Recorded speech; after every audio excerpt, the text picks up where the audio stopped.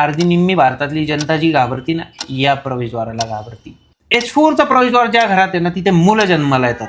दक्षिणमुखी plot असला तर तो माणूस प्लॉट सोडून देतो स्वस्तात मिळणारा. मला 100 तरी नक्षी दाखवतो, त्या घरामध्ये करोडो रुपयाचा अर्थ खेळतंय.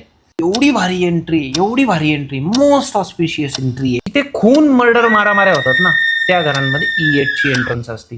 स्पेशली तुमच्या घरामध्ये जी मुलं आहेत ना, त्या मुलांच्या मनावर फार वाईट परिणाम होतात.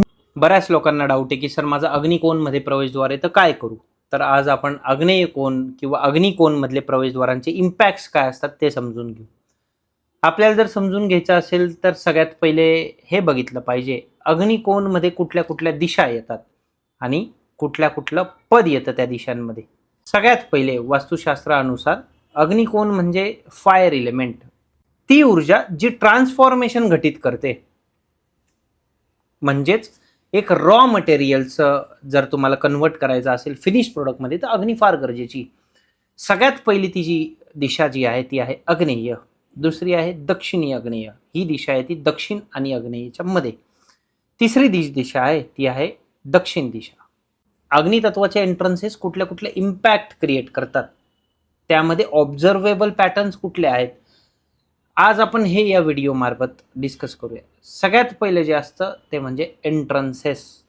आता एंट्रन्सेसचा जर विचार केला तर सगळ्यात पहिली अग्निकोणची जी दिशा आहे ती आहे आग्नेय दिशा. तिला इंग्लिशमध्ये म्हणतात साऊथ ईस्ट. कुठे येते ही दिशा? दक्षिण आणि पूर्वच्या मध्ये.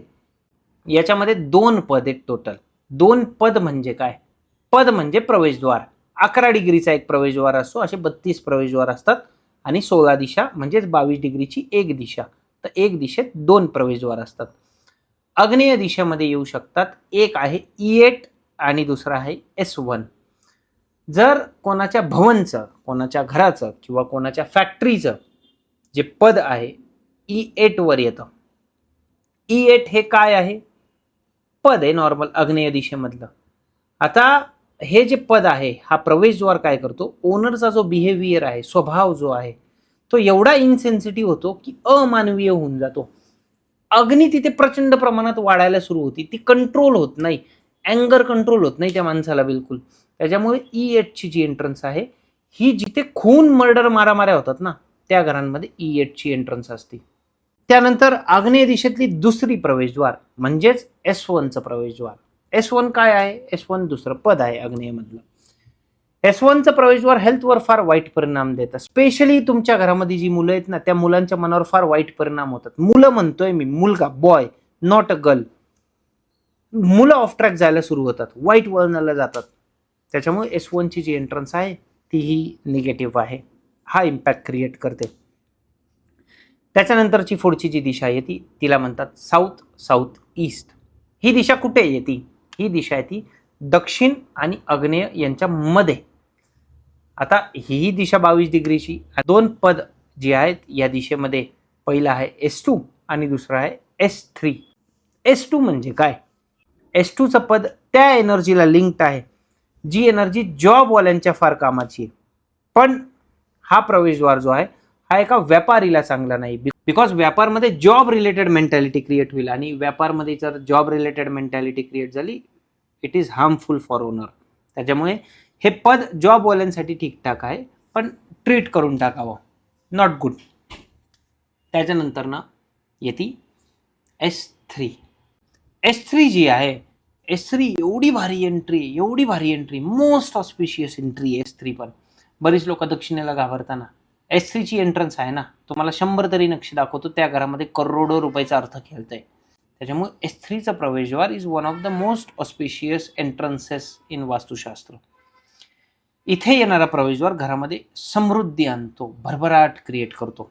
त्याच्यामुळे साऊथ ईस्ट. त्याच्यामुळे S3चं जे प्रवेशद्वार आहे हे फार पॉझिटिव्ह आहे. पुढची जी दिशा आहे ती दॅट इज साऊथ. आता दक्षिण दिशेमध्ये 2 प्रवेशद्वार आहे. ऐकलंय ना, दक्षिण दिशा यमाची आहे. दक्षिणेलाच घाबरता. दक्षिणमुखी प्लॉट असला तर तो माणूस प्लॉट सोडून देतो स्वस्तात मिळणारा, एवढं त्या दक्षिण दिशेने भीती घातलेली आहे. आता दक्षिणमध्ये 2 प्रवेशद्वार, पहिलं म्हणजे S4 आणि दुसरं म्हणजे S5. सगळ्यात चांगला त्याच्यामधला S4. S4चं जे प्रवेशद्वार आहे हे सेम S3 सारखं काम करतं, मोस्ट ऑस्पिशियस एंट्री आहे. S4चं जे प्रवेशद्वार आहे ना स्पेसिफिकली रेस्टॉरंटसाठी फार चांगलं असतं, बिकॉज अग्नी ना फायर चांगली क्रिएट करते, फायर स्पायसीनेस पण क्रिएट करते. S4च्या प्रवेशद्वाराची अजून एक गंमत काय माहिती का, S4चा प्रवेशद्वार ज्या घरात आहे ना तिथे मुलं जन्माला येतात, त्याच्यामुळे S4चा प्रवेशद्वारही पैशांसाठी आणि भरभराटीसाठी फार चांगलं योग्य आहे. आता येऊया मेन मुद्द्यावर, दक्षिणेचं प्रवेशद्वार. दक्षिणेचं दुसरं प्रवेशद्वार म्हणजे S5चं प्रवेशद्वार. अर्धी निम्मी भारतातली जनता जी घाबरती ना या प्रवेशद्वाराला घाबरती. हे प्रवेशद्वार आहे लॉर्ड यमाचं. यमदेव जे आहेत हे मृत्यूचे देवता आहेत, पण यमदेव हे झोपेचेही देवता आहेत. S5चं प्रवेशद्वार जे आहे ती घरामध्ये डेथ इन्व्हाइट करते. येस, S5चं जे प्रवेशद्वार आहे त्या पॉवर्टी देतं, फार दारिद्र्यता देतो, म्हणूनच दक्षिण दिशेला लोक घाबरतात. तर बेसिकली S5च्या एंट्री जर एखाद्या भवनला असली तर त्याला आपल्याकडे देर इज नो रेमेडी. S5च्या एंट्रन्सला काही रेमेडी नाही आहे.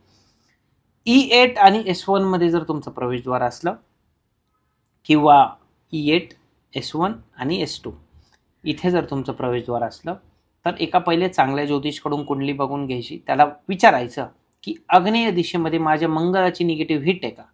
जर तो बोलला नाहीये तर तिथे कॉपरची स्ट्रिप्स टाकायची, कॉपरची पट्टी घालायची किंवा रेड कलरचा टेप त्या एंट्रीच्या आजूबाजूला लावून टाकायचा. जेणेकरून काय होतं, ती एंट्री ट्रीट होती. राहिला प्रश्न S3, S4चा. S3 आणि S4ला ट्रीट करायचं नाही. S5ला आपल्याकडं रेमेडीच नाही आहे, पण for the sake of some time, थोडासा टाईम तुम्हाला शिफ्ट व्हायला पाहिजे असेल तर तुम्ही ट्रीट करून बघू शकता, पण त्याचा काही एवढा रिझल्ट्स येणार नाही.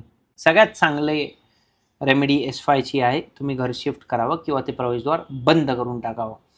ह्याच्या सगळ्या रेमेडीज मी सांगितल्या ना, याला फार किरकोळ खर्च आहे, खर्चच काही नाही आहे, 200-400-500 रुपयाचा खर्च आहे.